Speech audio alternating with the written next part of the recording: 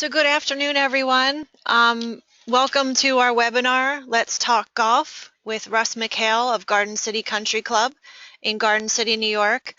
I'm Suzanne Longacre in the marketing department here at Holganix, and I will be helping out with the webinar today along with Rob Dillinger, who is stuck in some traffic at the moment, but he will be joining us shortly.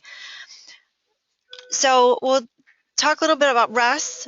He received his BA in business, and to support himself while he was attending graduate school at night, he worked at a golf course. This experience was so impactful that he then attended UMass, where he received his associate degree in turfgrass science. Russ held positions at Blue Rock Golf Course, New Seabury Country Club, and as an assistant superintendent at Fresh Meadow Country Club on Long Island before joining Garden City Country Club 18 years ago as superintendent. We're so thankful to have Russ here today. I think we're going to have a great webinar, and I think we will all leave learning quite a bit from Russ. So we'll start with an interview with Russ, followed by some audience question and answers. So here's a picture of our co-host, Rob Dillinger, so you'll have a nice image when he joins us. He is our golf rep down in Florida and is quite knowledgeable about golf and using Holganix on golf courses. So like I said, he will be here in just a few moments. Okay, there you go, Russ. So you were muted. I apologize for that. That's okay. So here's a little bit about the webinar and the semantics here. All of you will have a chat box at the bottom of your screen there. And if you have a question, just type it in and we will get to it either during the webinar or during the question and answer session. So we love it when it's interactive. It definitely makes it more fun for all of us. So please feel free to talk with us during the webinar. So Russ, we go to question 1. When did you first start using Holganix? We started using it shortly after the beginning of the 2013 golf season, probably around May. Bob Mealy from Nassau Suffolk Turf had introduced the product to us, and we decided to start using it after talking to some of the local guys that have been using it for a year or two, and we really liked what they were saying, and we figured we would give it a try. And so what were your thoughts when you started using Holganix? Were there certain goals that you had in mind, or? Well, the reports we were getting from the guys using it were that you were going to see, not immediately, but after 2 or 3 applications, the turf wilting at a lower percentage rate on your moisture meters. We were, probably went from wilting at 12%, 11% down to 8 and 9%. And they also said that you would see that your turf would start recovering better after it wilted or after you had stressed it out. So it kind of went along with everything we were trying to accomplish with our programs. So we figured we'd give it a try, and we started seeing the same results shortly after using it. That we did see the moisture meter levels drop before turf was wilting, and just the turf was more sustainable and rebounded quicker after we did have a rough afternoon out there, or if we had a tournament where the turf got beat up a little bit on the greens. So where on the course do you use Holganix? Primarily since 2013, just on the greens, but we are going to probably roll that out into the approaches this year. We've been hand mowing our approaches and treating them pretty much like greens the last probably 7, 8 years as far as aerations and top dressing. So we're going to roll that out about 60 feet away from the greens, 20 yards out, and see how it does on the approaches also. And so you'll be doing that in 2016? Yes. So you talk about your secret recipe or your organic secret recipe for healthier turf. Can you tell us a little bit about that? Well, no, see, recipe. We've been using an organic fertilizer in the spring and fall ever since we went on a straight sand top dressing program, probably about 15 years ago. We aerify 3 times a year, and we double drill and fill every year in November. And we've changed our 100-year-old greens from about 60%, 65% sand to the top 3 inches is now 90-something% sand in the mid-90s. And we just put Earthworks 545 down at a half pound spring and fall. And that, along with the Holganix, is really all we do from an organic, what you're calling a recipe. And it's worked well for us. When Dave Hendrickson visited from Holganix this fall, just in conversation, it was kind of fit really well with our programs. I was unaware that the use of an organic fertilizer like that was really going to help the Holganix and work well together. So I guess we'll put that in the category of just rather be lucky than good. It worked together really well, and our greens have responded to it. And so you mentioned about using sand. Can you tell us a little bit about why you do that? Well, the industry, I don't know, it was 10 years ago, and we didn't invent this. It's just everybody has been taking the advice to lighten up your root zone mix, and if you have push-up greens like we do, and we've been putting as much sand into that mix as we can for the past probably 15 years to improve drainage, to improve rooting, to improve the firmness of the greens, and just the overall health and smoothness of our greens. And again, we've been doing that for at least 15 years, and heavily for at least the last 10 or 12. So since introducing Holganix, what changes have you seen with root density and function? We've seen a lot more root density, a lot deeper roots. I think it goes hand in hand with what we've been doing as far as improving the root zone. As you can see in the pictures, we've gotten a lot of sand in there. There's not much thatch. This is just a quarter aeration we did in November, and that's the biggest change. Is we've had great roots at the end of the season, whereas years past, especially during the tough season, you might only have an inch of roots left going into the end of the season. So we've been able to maintain our roots throughout the season, and we've seen the overall plant health improve. Using less water, we've been able to stress the turf out more and give the golfer the firmer, faster playing surface that they are requiring in today's private clubs.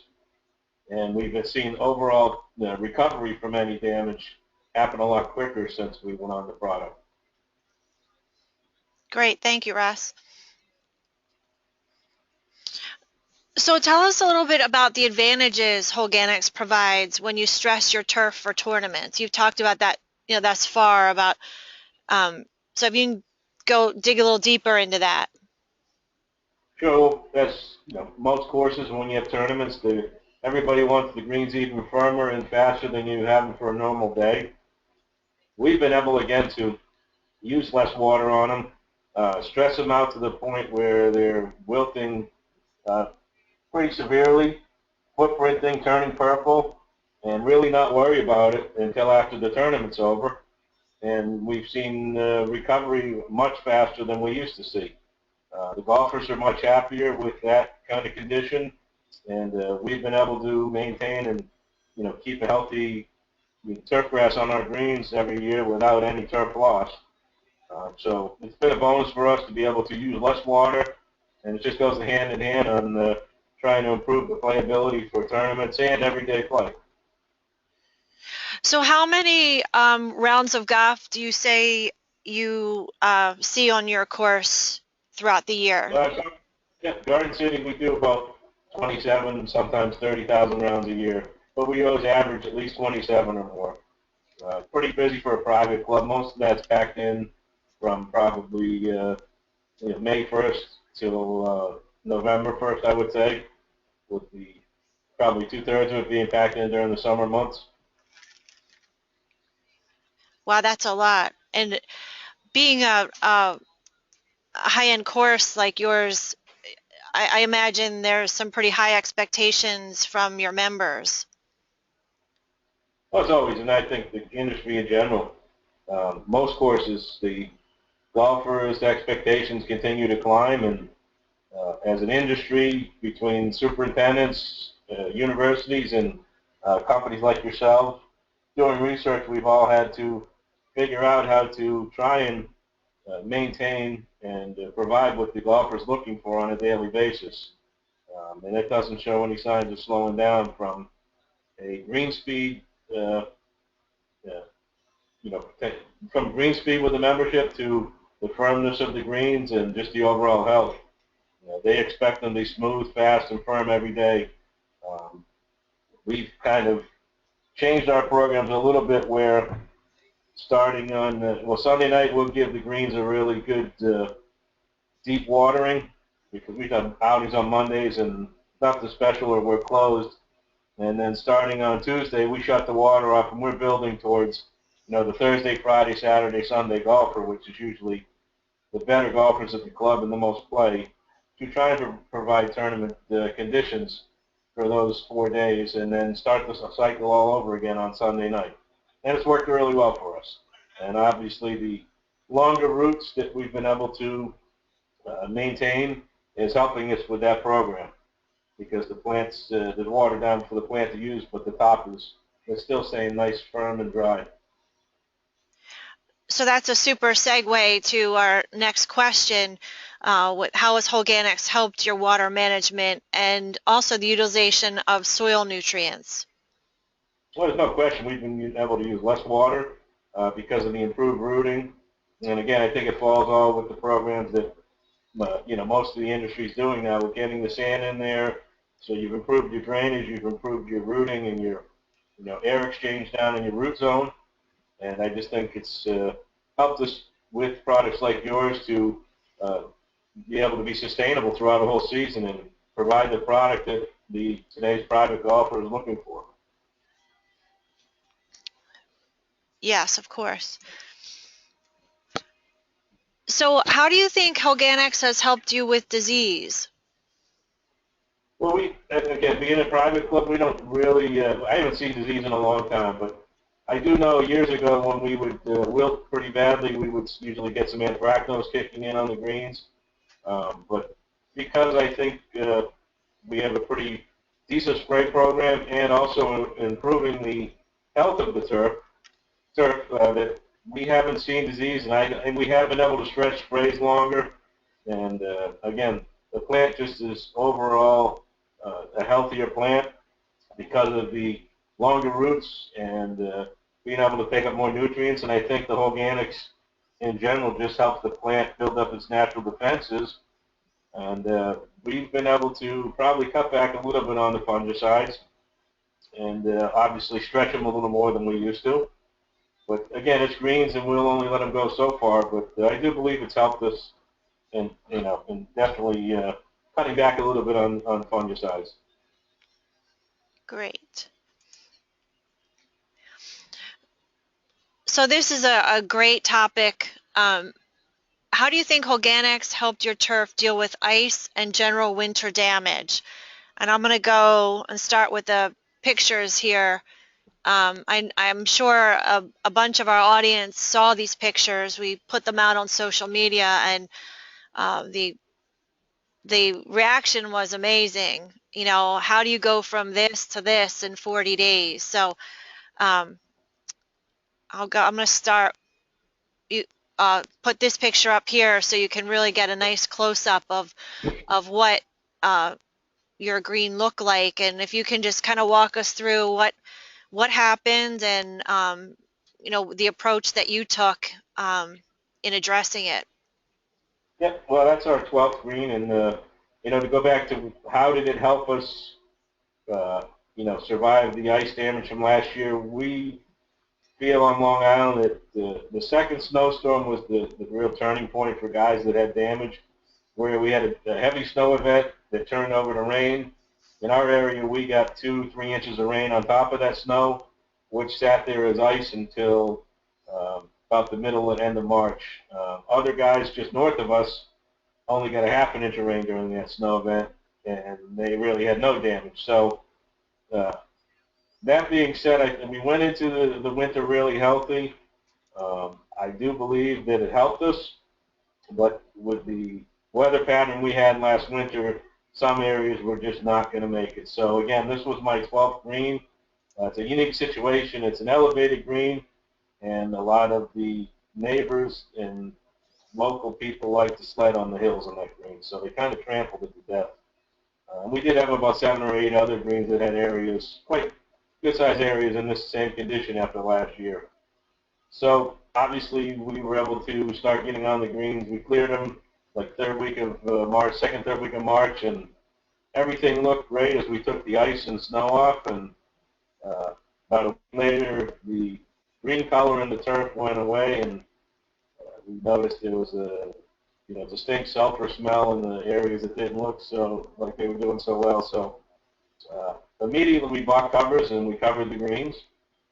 And as soon as we could get on them, at the beginning of April, we started aerating and then seeding them with the half-inch quad tine and just dropping bent grass seed in there and keeping them covered.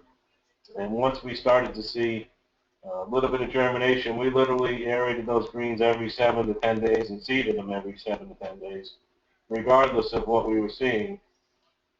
And if you go through the slides, you'll see, every couple of weeks the recovery we were getting. And we saw this in all the greens, as everybody knows it wasn't exactly the greatest spring to try and regrow greens with the cool temperatures and the dry conditions. It would have been impossible without covers.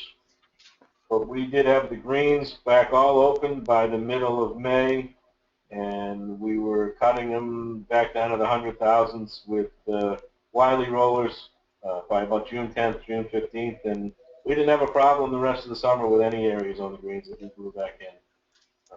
So we were pretty pleased. We did use Holganix along with other fertilizers and other turf protectants throughout the process to get the greens back. Members were really happy. At the end of the season, those areas looked as good as any other part of the green, and we really had no problems with them from the middle of June on. So Russ, when we talked in preparation for the webinar, you talked about there were different schools of thought on, how to approach this issue. So what were the other ideas or thoughts, schools of thought on attacking this? I remember you. There Go ahead. was with the cold spring, a lot of guys didn't think that even covering greens was going to help at all, but we did cover them right away. I felt that any of the plants that were still hanging on would benefit from covering them and protect them from the wind and the dry temperatures and the extremes that we were going through between the night and the daytime temperatures. And then obviously there's a decision to make.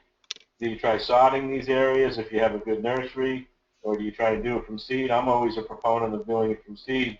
But as you can see on the front of this picture, which is the bottom of the green, kind of the cleanup pass where the water can collect, it was just a tough area. And we did end up plugging a lot of areas out, but majority of it was grown back with seed. And fortunately, my membership gave me, whatever I needed from a budget standpoint to buy covers and materials. And also where they were very patient and stayed off the greens till the middle of May. It was successful, but I did see, some people that waited and didn't cover them right away and waited a few extra weeks waiting for the temperatures. We're about 3 weeks behind in recovery also, so they correlated when you started to when you finished recovering was really still even as cold as it was. Really, where you started was a determining factor. So I'm going to back up with the photos for a second. Let's see. I didn't know if you wanted to talk about this one at all. I kind of skipped through.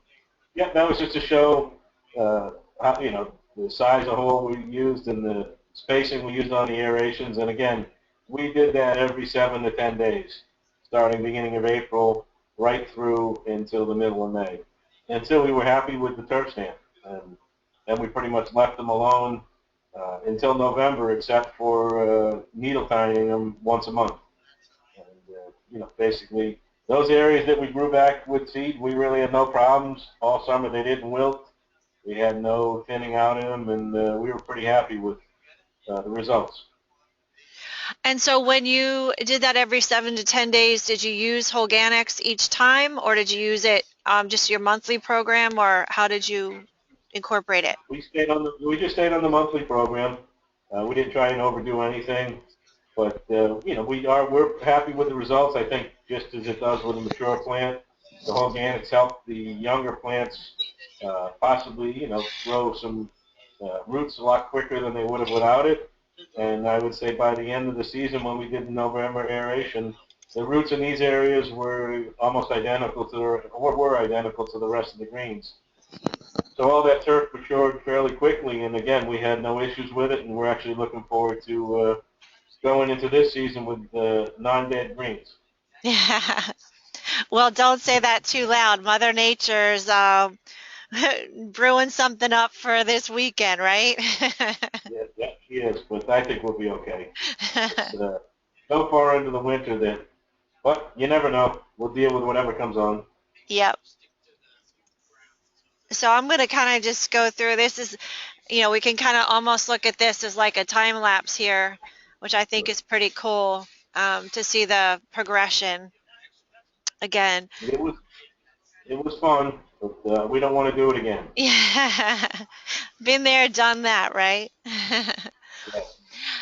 So, Russ, explain how you achieve the consistency that your private club members expect, regardless of what Mother Nature throws at you. I know you just really did go over a great example, but what about, not just the bad winters, but day to day issues and stresses Well, from weather related.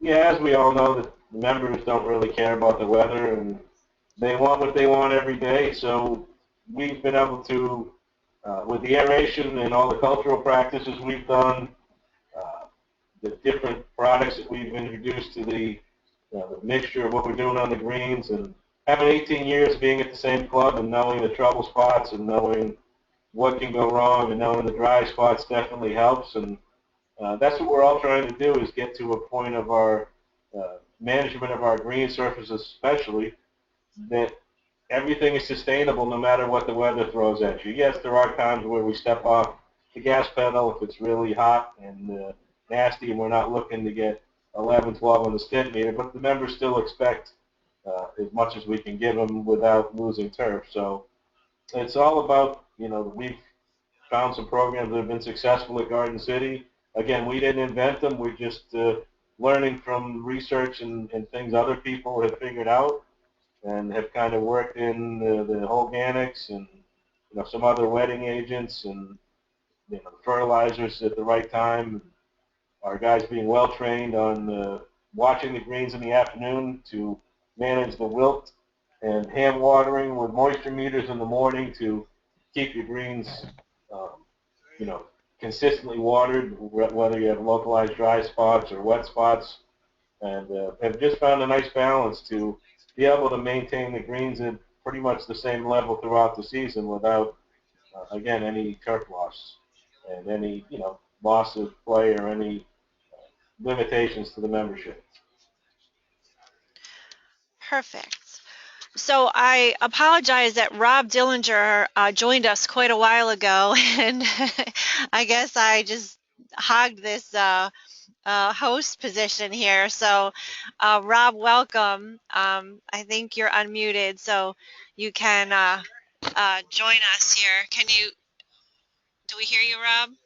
Yeah, I hear you. And thank you. I apologize. I ran into some traffic issues while I tried to get back to my hotel, but I'm on now, and I do apologize. I didn't get to hear the first 5 questions, so I jumped in after that. So I'll be a part of the webinar moving forward. Well, actually, we're now down to the questions from the audience. So we have some that have been typed in. If there's anyone um, on the in the audience that has questions, maybe they brought some questions, or the conversation has spurred some questions. Please feel free to type them into the question box. Um, and I'm going to go ahead and ask a couple here. Um, Russ, do you pair Holganix with other products, or do you apply it alone? I've never mixed it with anything. I know, I believe you guys have a chart of what you found to be compatible with it, but I have never mixed it with anything. It's always its own spray, and we just water it in immediately. I do know some other guys that mix things with it. I just have never done it. I didn't see a need to. Okay, and so the next one is, do you water the product in or apply as a foliar? No, water it in immediately. I put 6 to 8 minutes of water right on top of it, usually on a Monday, and we're done with it. It's in, and we don't have to worry about it. I'm How just a much firm believer. how much volume, Ross, do you use when you spray it? How many gallons do you take? I'm sorry, I didn't hear that. Yeah, how much water volume do you use when you spray organics? Yeah, whenever we spray greens, we go at 2 gallons per 1,000. Okay, perfect. And then, like I said, water it in right away. I just believe if it's meant to get to the roots, I get it down there as quick as possible, and we're just done with it. I don't leave it sitting on the surface. Okay. And I apologize, I have one more question. Didn't get to see the first one, so I'm sorry if you've already answered this one, but I'm down here in the south. Black layering is a big problem. A lot of guys down here, and forgive me if it's not a problem up north, but I was interested to hear if you had any kind of black layering issues, and if Holganix has helped remediate any of those. No, we never had a black layer issue up where I am. No, very good, very good. And so I was sort of reading some questions, and I think you may have answered this. The application rate of Holganix that you use on a monthly basis. You said that's a Well, 7 ounce, right? 7 ounce, correct. We always start with the 14-ounce shot in the spring, and then do 7 ounces a month right through the growing season. I actually did right into November this year, well into November, because we had the warm weather, and we got actually a couple applications extra out this year. So do you feel that using Holganix in the fall may have helped you recover last year, or any year and last year, um, especially with the severe stress that you encountered? Well, I can only speak from my area.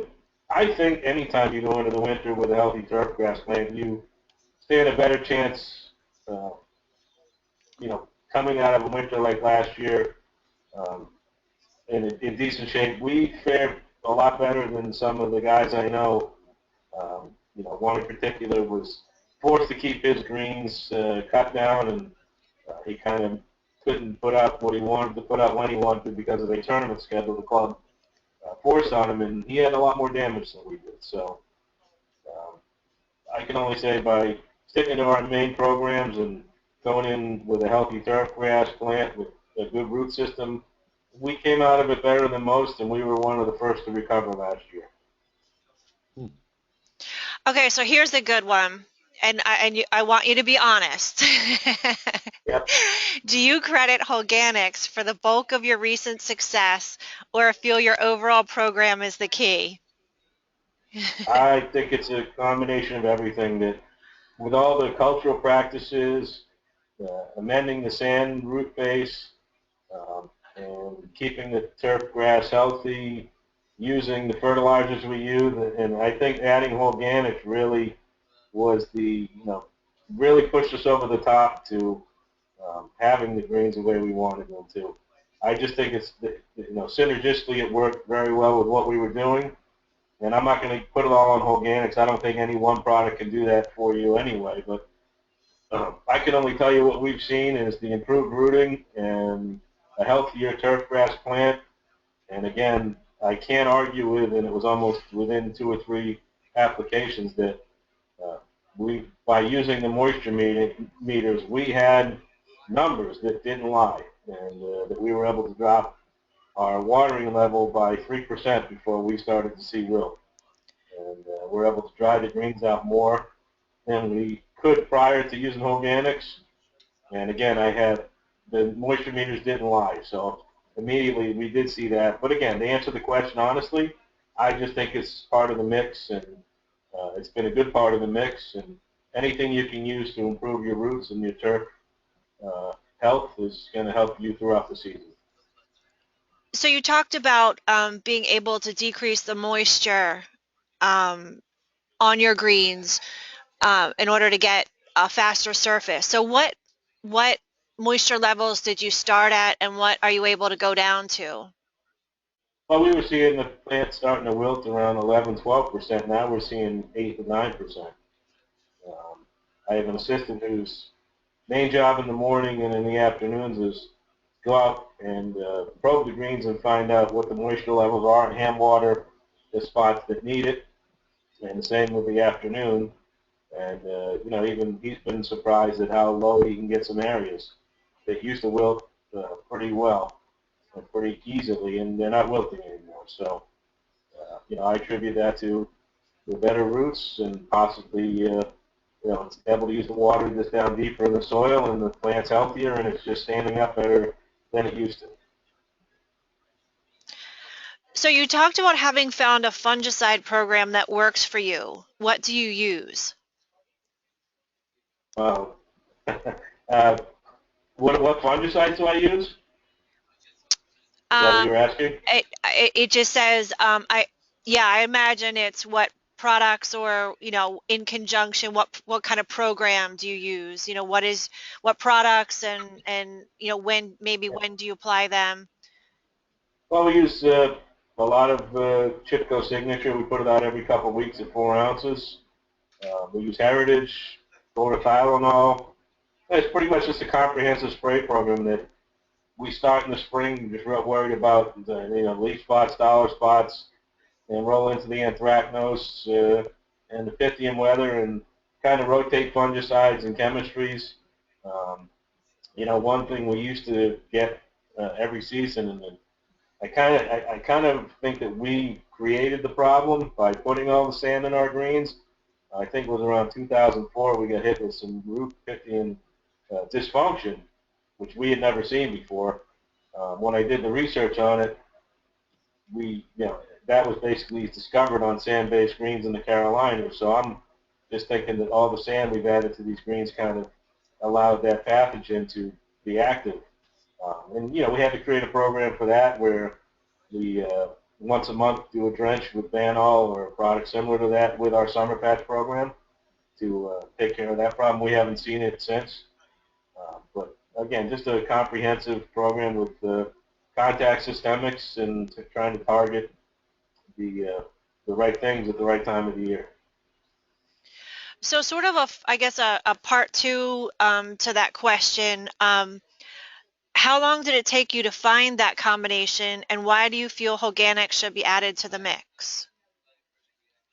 Well, it took, over being there 18 years, I would say it took about the first 8 years to really get a good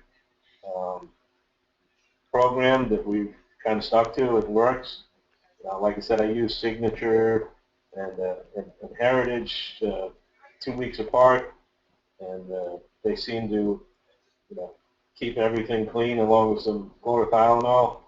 And I just think the Holganix in the mix, by making a deeper rooting system, a healthier rooting system, and a overall healthier turf grass plant that can kind of defend itself a little better than a weak one, has just enhanced the fungicide program, and again made a healthier turf grass plant. I just think it's all the key is in the roots, and they're helping the plant. Obviously, the better the roots you have, the more healthy your plant's going to be, the more nutrients it can get, and the more stresses it can withstand without having problems. So another question, what's the one improvement in your turf that stands out from use of Holganix? Definitely the rooting, no question. The density and the depth of the roots on old 100-year-old push-up greens that we're still trying to amend, no question. And I would say just the sustainability, where the turf bounces back a lot better from the stresses that we put on them by drying them out and letting them wilt, and having footprints out there from a tough afternoon around the flag, and watching them recover within a day or two. You really come in the next morning and you're pleasantly surprised at how much better they looked than they did when you went home. So you mentioned when we looked at the photo of the roots, you had said that it was unusual for you to have roots that long in November, and you attributed that to Holganix. What are the longest roots that you've noticed throughout the year with using Holganix? Do you measure those? Well, the pictures we saw we went down, I think, 3 inches, 3.5 inches with the tines, and the roots were still going deeper than that. So I can't give you a measurement. I've seen them in drill and fill holes and inverted drain holes as deep as they want to go, kind of emulating a USGA spec green. But I would say during the beginning of the growing season, it's going into the winter with those roots and then adding to the growth of those roots. I would say we start with a good 6-inch root zone, pretty consistent throughout the greens, starting the season. And like I said, years ago, with the hot summers and the soil temps would get up in the 90s and that, and the roots would die back. And I remember this 2010, 2012, there weren't a lot of roots left on these greens going into the late fall, early winter. And from 2013 on, and really after we got into being on the program for 2 years, we noticed when we aerated in November that the whole plug that we were pulling out had roots all the way down, nice healthy white roots, and really dense. So I'm attributing it to Holganix because it's the only change we've made. Awesome. So have you used Holganix on any other areas besides turf? Have you used it on any trees and shrubs or flowers or? The flowers, it's worked really well with the flowers. With the proportion that you guys sell, pretty much just water the flowers with them, and it's done. It seems to do a really nice job. We don't have a ton of flowers because we're just not that type of club, but around the clubhouse, that has made a nice difference. We are going to probably, like we talked about, go out into the approaches this year with it, and possibly the tees, and hopefully we'll see the same results, but only on the flowers. I haven't used it on clubhouse lawns or anything like that. Okay. Have you been able to reduce your fertilizers? I would say we've gotten possibly longer residual from our fertilizers, the roots being able to take up more nutrients. We can stretch things a lot further, but being a private club, I haven't really cut back on anything. Maybe been able to stretch, the use of things, or when you get in a position where you're not able to fertilize, you're not worrying about it as much. But we've only put those 2 granular shots of fertilizer on the greens spring and fall, and then we pretty much just spoon feed them with liquids from basically Memorial Day through almost in November. So we don't use a ton of fertilizer. We're trying to keep the greens as hungry as we can and keep them as healthy as we can at the same time. So with the increase of root production, have you noticed an increase in thatch or any sealing off due to increased density? Not at all. No, that's it. We've been on a pretty heavy cultural practice program for about the last, we started, I think it had to be at least 12 years ago, in November, aerating the greens with 5/8 tines and filling every hole with sand to the top, detaching them, aerating them again in the spring, and again in August. And then I'd say about 10 years ago, we started doing double drill and fill on them and then aerating on top of that in November uh, with the 5/8 times of filling them in. So I just think the cultural practices and the extra top dressings we've done, as you can see by the plugs, we don't have a thatch problem. And I don't think we're feeding them to the point where we would, with our programs would ever fall behind on our thatch control. So this is another a good segue to this question. What are the most important cultural practices you use to keep your greens healthy? I think no question aeration. Um, I think any club that doesn't let you aerate two, major aerations a year, if not three, is really making a mistake.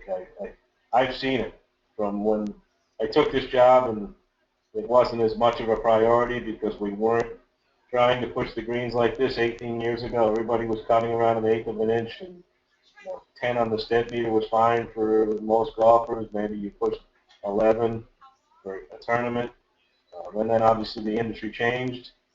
Members wanted more, and obviously I think I mentioned to you the other day, taking down the trees and opening up the sun and the air, movement over our greens made a huge difference. And it's just been a cumulative thing that throughout the programs and improving the growing environment, improving the rooting, and all the cultural practices. But I'm a proponent of pulling plugs and, running some kind of verticut or over your greens, whether it be, I think grading, if you can do it, great.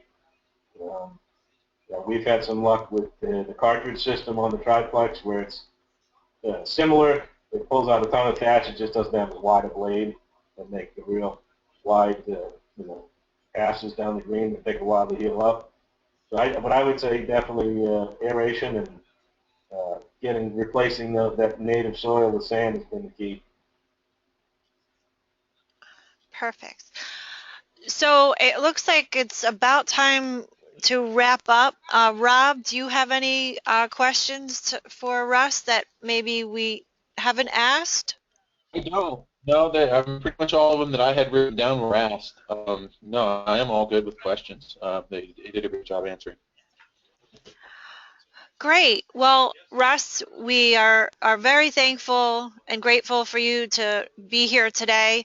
I know I learned a ton preparing for the webinar and also attending it today. And I think it was really informative, and we thank you so much for the webinar and for being a great customer as well. So with that, I hope you all enjoyed the webinar. We have, you will see a survey coming up on your screen in just a moment. If you wouldn't mind just answering those questions really quickly, that will help us keep the quality of the webinars and improve them if we can. And if any of you have additional questions for Russ, he was kind enough to provide his email and his phone number. Please feel free to reach out to him or to Rob Dillinger if you have any questions on the Holganix side, if there's anything we can do to help you get the results that Russ is seeing on his course. So again, Russ, thank you so much. And, thank you, Suzanne. I appreciate it. And if anybody wants to contact me on anything, I'm talking about the fungicides on a couple of those questions, I'd be happy to give anybody whatever time they need. Thank you so much, Russ. And okay. Thank you, everyone. I wish you a wonderful day, and stay safe with all this crazy weather coming up. So thank you.